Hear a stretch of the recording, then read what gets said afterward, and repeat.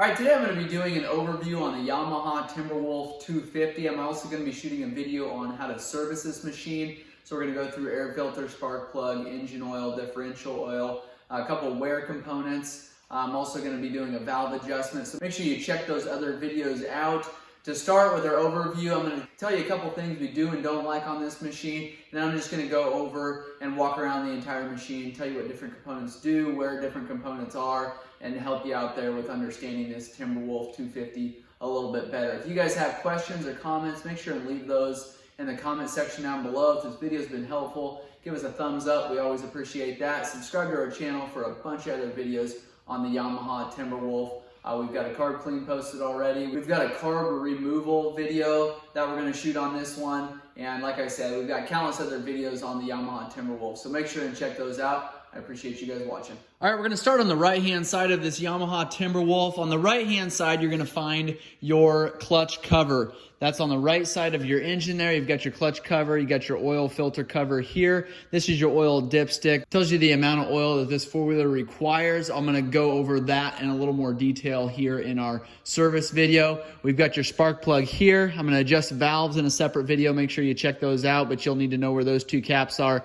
There's your carburetor there. These mud flaps, these don't look stock, and I don't know what comes on it from the factory. I don't remember what that looks like, but it is not these. So if you guys have questions on these mud flaps, make sure and leave those in the comments below. They are helpful. It keeps a lot of mud from getting thrown up on your feet. And then you can see there in the back, we've got the same thing, just kind of an oversized mud flap. So those are available online. We've got your front wheel here. This is your front right wheel, 4 17-millimeter lug nuts. I've done several other videos on adjusting brakes and replacing brake shoes on this one, so make sure and check those out. We've got a skid plate up front here. This is a two-wheel drive model, so you don't have a front differential and you don't have any axles up here, just a lot less components there to go wrong. This is going to be your knuckle here. This is going to be your shock up here. We've got your lower A-arm there. On either side on the front end here, you've got drum brakes. And so you've got an adjustment right here on those drum brakes, and that is where your cable comes down at. And I'll get you on the other side here. On the left-hand side is where your brake cables are going to split. So you've got a little box right there. That one cable from your handlebars comes down into this splitter here and then separates the two different cables going down to the front of your four-wheeler. You've got tie rods in behind those cables, and those are fully adjustable. If you've got a front end that's steering a little wonky, you can adjust those tie rods. Also, make sure and check those points out. That is a common wear problem on these, that these go bad. So make sure you keep an eye on those tie rod ends. There's two ends here. This is going to be the inner, and the outer's over on this side, and then obviously one on the left-hand side as well. These front shocks are not adjustable, so it is what it is on there. If you've got a heavy load, you may want to switch it to the back. Those rear shocks are adjustable on this Yamaha Timberwolf. You've got your headlights here. This is your only form of lights on this Yamaha Timberwolf, so not very bright, but up on the handlebars, and I'll get to that here in a little bit. You've got high and low beam. Don't know how well those are going to function. Those look a little shady there. All right, on the left-hand side here, you've got your forward and reverse shift lever here. So you've got to pull up on this little handle here, throw it back. That's going to put you in reverse. Move it back forward. That's going to put you in forward. You've got your gear shifter here. So you've got different gears that you can shift up and then down if you need to downshift. So can't remember. I believe that's a 4-speed. It doesn't say anywhere on here that I can see, but I'll leave those in the description below how many speeds this has. Here is your recoil pull starter here. If your battery is not working, or for whatever reason your switch up at the handlebars is not working, you've always got the option to pull start it. So make sure that that's in good condition before you go out riding on the trails. You got your carburetor here. I'll shoot a video on how to remove that carburetor. You do have your fuel petcock valve here. You've got reserve, off, and on. This right now is going to be in the off position. If you want to turn it to reserve, you'll turn that up, so your level will be up. If you want to turn it on, do the opposite. Turn it so this longer lever here is going to be down. That's the on position. This has a fuel filter. I don't believe those come stock with a fuel filter right there, so if you want to add that, Obviously you can do that. It does save a little bit of hassle if you've got dirt or debris in your fuel tank. If you got a fuel filter on there, that'll save you some time cleaning that carburetor. Right behind the heel, behind your calf here, this is your regulator rectifier. This is a common problem on the Yamahas for these regulator rectifiers to go bad. You've got your stator, generator, magneto, and flywheel on the left-hand side here. It's going to be behind your recoil pull starter. That power is going to come up here and go into these wires here. It's going to end up going through your regulator rectifier. Some of that power is going to go to produce spark for your four-wheeler. Some of that power is going to go back and maintain your battery. So if your regulator rectifier is bad, you may not have spark on your four-wheeler, or your battery may not be charging, or it may not be or it may be overcharging. So that's one thing that you want to keep an eye on, is that your regulator rectifier is good. If you're consistently having dead batteries, you might check that regulator rectifier is getting enough power to your battery. And there's different tests you can do, and I can go over those in a separate video with you. But that is one component that is fairly reasonable. There's a couple different good aftermarket brands. There's a lot of garbage out there, and I want to warn you that if you guys are putting some knockoff garbage on your Yamaha Timberwolf, you're probably going to have more issues down the road. You're going to burn up your battery, you're going to burn up your ignition coil, you're going to burn up your CDI box, which is not cheap. Buy a good regulator rectifier so that you're not having to replace other components down the road.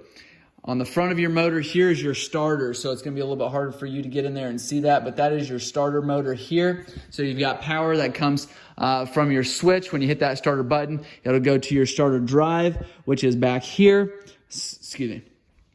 You've got your starter switch, which is going to be on the left-hand side of your handlebars here. That's going to take power down to your starter relay. It's going to cross that relay, and then it's going to take that power to your starter. If you've got an issue where your four-wheeler is not starting, maybe it's clicking and buzzing, more than likely you've got a battery that's not good, or your starter is being jammed up.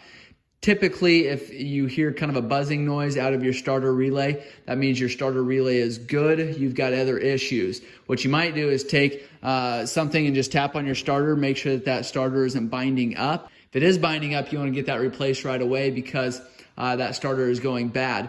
If that starter, if by tapping on it, it doesn't get your four-wheeler to start, I would say put your battery on a charger, make sure your battery is completely charged up. If that doesn't take care of your problem, you either need a new battery because your cold cranking amps has lost its power, or you've got other issues, and that's where your stator may come into play there, or your regulator rectifier. So that's a handful of the electrical components that I want you guys to check out. If you've got a no start on your Yamaha Timberwolf, that could be potentially the problems. On the back side here, again, this is your starter relay. This is your CDI box. So you've heard me mention the CDI box a couple times. These are also called an ECM or a ECU, a control module, the black box, the brain, the computer. Countless different names for that little box, and they are not cheap. A good used, genuine CDI box from Yamaha is going to be much better than a knockoff CDI box that you buy off of Amazon. So make sure you get a good one of those so that you're not causing other components on your four-wheeler to fail. On the left-hand side, on the bottom of your frame rail, right in front of your shift lever, is going to be your VIN number. So there's going to be a 17-digit number engraved here, and it's going to be about in line with this frame rail here. So keep that in mind. They are very difficult to see. You might take a rag down there and a flashlight, maybe even some emery cloth, clean that up a little bit so that you can see the VIN number on this Timberwolf. They are a little challenging to see. The 10th digit is going to be the year, and I'll leave that in the description below as to what potential year your Timberwolf is going to be. If those VIN numbers get worn off, there's a couple other ways to tell, and I can let you know those. Leave a comment in below if you've got questions on what year your Yamaha Timberwolf is. On the back of this four-wheeler here, you've got a taillight as well as a toolbox. So toolbox, you've got two straps here that's going to be keeping this tight and sealed up. These are typically supposed to be waterproof boxes. I would say on an older model like this, I wouldn't put a cell phone in there and drive through a river. They do have a seal here that should potentially seal things up. You can see this one's been fairly dry for quite some time. You've got a socket in here from the 80s, and it is almost rust-free, but I would not guarantee that that is always going to be the case. To tighten that toolbox lid back up, go ahead and take these rubber straps, throw them over top of those hooks there. Should have it sealed up for you.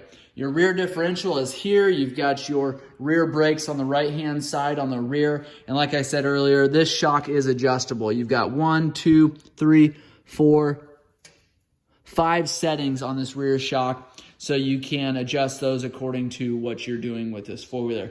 You've got a place here on your rear axle carrier for a ball, so you can pull a trailer around. I would not suggest maxing this four-wheeler out.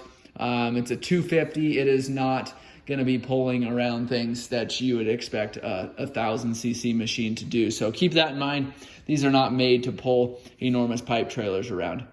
Your differential here, your axle slides through your differential here. This is a common problem where these differentials go bad. They don't hold very much oil at all, and I'll get you those specs in our maintenance video. But if you've got a seal that's possibly leaking, or you've gotten water into this rear differential here, you will have issues with your axle and your pinion gear that sits inside this differential. So make sure you keep this oil changed periodically. I like to do it every time I service my four-wheeler just because it does not take very much oil. That oil is not very expensive, and these differentials are terribly expensive if you end up having to replace them. So keep that in mind. You at least want to check oil level. So pull this plug here, and just like a transmission in a vehicle, you can just go ahead and either stick your finger down in there, make sure that oil is touching these threads here on your fill cap, or you can just look at it and see if that oil is touching that cap. Couple different adjustments here on the rear brakes. As you can tell, this line here isn't even hooked up. You've got wing nuts here that you can go and adjust your rear brakes on this model. You've got your foot brake cable here. This is going to be on the outside of the two, and then this one goes all the way up to the left-hand side on your handlebars. So this one typically would be in the same position as this. You want to make sure that you get your back end up off of the ground there. Spin these. You want to make sure that there's no drag on these brakes, but you also want to make sure that when you hit that lever or pull in that handle that your four-wheeler stops. You don't want your four-wheeler to keep on going. Make sure those brakes are functioning properly. Here's a wear bar here for your shoes. Keep an eye on that so that you know when your shoes are getting down there and need replaced. Again, I've shot other videos on how to replace those brake shoes on this Timberwolf. This is an aftermarket exhaust pipe on this one. These have a tendency of rusting out. This four-wheeler is only 23 years old, 25 years old, about that. And you can see that it's already had the exhaust replaced. So obviously a common problem on these that needs to be addressed. If you are doing any kind of trail riding at all, you want to make sure that you've got a spark arrestor on there. You also, if you're riding around neighborhood or anything like that, you want to make sure that you've got a good silencer on there. If you've got holes in your muffler or you don't have a tailpipe, it is going to be very, very loud, and you want to be conscious of that. Moving up to the seat area as well as the handlebars, I want to show you couple different components there. To remove the seat on your Yamaha Timberwolf, you come over to the left-hand side here. There's a little lever, and I'll show you that when I get that seat off. Pull that lever and lift that seat kind of back and towards the back of the four-wheeler. Here's the lever here. The reason why you got to pull it back is because you got two hooks here that go in and hook onto your frame there. Here is the hook that I was telling you about, and that releases your seat there. You've also got two posts here that are going to sit down into your rear fender. So that's where those posts go there. Underneath of your seat is your battery. So that is your battery. Obviously, you've got positive and negative there. Make sure you get those hooked up in the proper direction. You've got your air filter underneath here. Check these boots. Make sure they're not ripped or cracked. You've got 4 Phillips screws here that there's an air filter underneath it here. Make sure you service that every time you service your four-wheeler so that you're not running that four-wheeler lean or with a dirty air filter. Up on your handlebars here, you've got your throttle on the right-hand side, so a thumb throttle on this model, and you've got an adjuster screw here. If you want to slow your four-wheeler down, loosen up this 8mm lock nut that is here, and then screw this Phillips screw in, so towards your thumb. What that's going to do is going to keep that thumb throttle from going all the way in. So it's probably wide open right now, like that screw is all the way out. So you can see you've got quite a bit of room here to push. If we were to run that screw in a 1/2 inch, you'd only be able to move that thumb throttle about this far. Again, this is what it is when that screw is wide open. And then if you run that screw in, you're only going to be able to move it a little bit there. So you can adjust that to wherever you want, but you do have that option of adjusting that. In the center here is your ignition switch. Turn that to the on position. Your neutral light should light up. And I'll go over when I'm going over this engine where your neutral and reverse sensor is. If your neutral sensor and your reverse sensor are bad, your neutral light won't light up. You won't be able to start your four-wheeler. So that system works together. That light has to light up. Unless it's a bulb problem, which is pretty rare, but it is possible, that light should light up and you'll be able to start your four-wheeler. If this does not light up, and more than likely your sensor is bad. Again, potentially your bulb is bad, but these bulbs, you just rarely see them go bad. So make sure that you've got good sensors down on the crankcase. On the left side here is your choke lever. So to choke your four-wheeler, take and slide that lever up like that. That'll kind of pull, if you can see there, that wire in the center, that'll pull that out. When you're ready to shut your choke off, just flip that lever down and it'll slide back down into place there. You don't want to run your four-wheeler very long with that choke on. You're going to be running too rich. You're going to load that cylinder up and your spark plug is going to foul. So shut that choke off after a couple minutes. Make sure your four-wheeler is warmed up, and then you can just shut that off. On the left-hand side here, you've got your brake lever, and you've also got your parking brake. So this cable here runs all the way down to the rear of your four-wheeler. So this is the cable here. It's unhooked, and you remember in the back end there that cable was unhooked as well. So you've obviously got a bad cable here, and this is going to get replaced. But you want to make sure that this cable is hooked up, and then you can pull this lever in, and typically it wouldn't stay like that. You can push this lever down, and a lot of times it'll snap back, or it should snap back and hold that parking brake in place. When you're ready to release the parking brake, pull the lever in. This spring-loaded arm here will pop right up, and that'll disengage your parking brake. Here is your lights. I told you have high and low beam on this model. You've got an off position, you've got low, and then you've got high. So that's how you control your lights. I like to have my lights shut off during the day. Not a huge deal, but it just less pull on that battery, less work for your stator to have to do to maintain your battery. Not a big thing if you're riding on trails and stuff like that. Go ahead and flip them on. That way you're more visible. But we do a lot of farm riding and stuff like that, and lights aren't necessary when it is sunny out. You've got your engine stop switch here. You've got off and run. So clear to the left is off, to the right is run. To start your four-wheeler, it has to be in the run position. A lot of times guys will bring their four-wheeler into the shop and say, my four-wheeler isn't starting. I'll go over and flip that switch to the run position, and their four-wheeler will start right up. So easy to miss, but a lot of times what happens is you'll have a kid riding a four-wheeler. He'll shut it off like that. Then you'll have somebody else that hasn't been riding the four-wheeler come up and try to start your four-wheeler. Well, they don't know that this on-off switch or this run-off switch is in the off position. So that might be something to check before you start your four-wheeler. Here's your starter switch here. So hit this button, turn your ignition switch on, make sure it's in the run position, make sure you're holding on to your brake, and hit that starter button. The brake isn't necessary to start your four-wheeler unless you're in gear. So it's just a safety that Yamaha's put on there, and that's what this sensor is here. And it's typically a lot easier for that four-wheeler to start in the neutral position, because if your clutch isn't adjusted properly, there's going to be some pull on that motor while you're trying to turn that four-wheeler over with the starter button. So just keep that in mind. It's a lot easier for your four-wheeler to start if you're in neutral. You've got your fuel tank cap is here. You can see that our fuel tank vent, our cap vent here is gone, and you want to make sure that you've got a little hose that'll reach from this nipple here on your cap, and you can shove it in that hole there, and that'll allow your fuel tank to vent. Leaving it open like this, if your four-wheeler sits outside, you're going to have some issues, so keep that in mind. This over here on the right side is going to be your front brake. So I showed you earlier where that front brake cable split to go down to each side of your front wheels there. This is going to be what controls that. So if you need to adjust your brakes, come up here and spin this lock nut loose and then adjust it accordingly. Typically what they say is you want to be able to slide a nickel in here without engaging your brakes. So, or slide a nickel in here and you're just starting to engage your brakes. So you want a little bit of free play.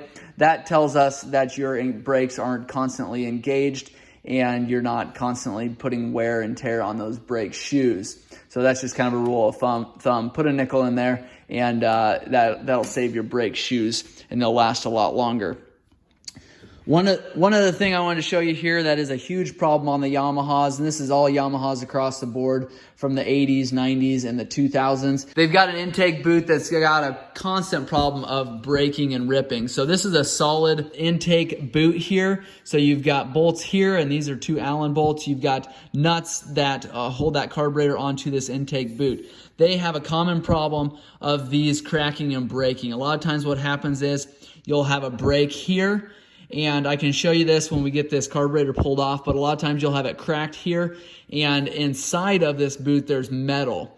And a lot of people think, well, that crack is here, that's just on the rubber, but my intake boot is not cracked all the way through. You've got the metal sealing it up. The problem is that crack happens here, that air runs down the back side of that metal that's inside of this tube, and you've got an air leak. So a way to test that, if you've got a four-wheeler that's not running great, you can actually take carbon choke cleaner, start that four-wheeler up, get it to idle. You can take and spray carbon choke cleaner around these boots here. And if your four-wheeler starts to rev up, then you've got an intake leak. And the first thing that I would look at is this boot here, because that's pretty typical. There's also O-rings on either side. There's an O-ring on this side, an O-ring on this side. Those can potentially go bad too, but I can tell you right now, most of the time, these boots crack and break, especially after 23, 25 years, you're gonna start having issues, or probably way before that.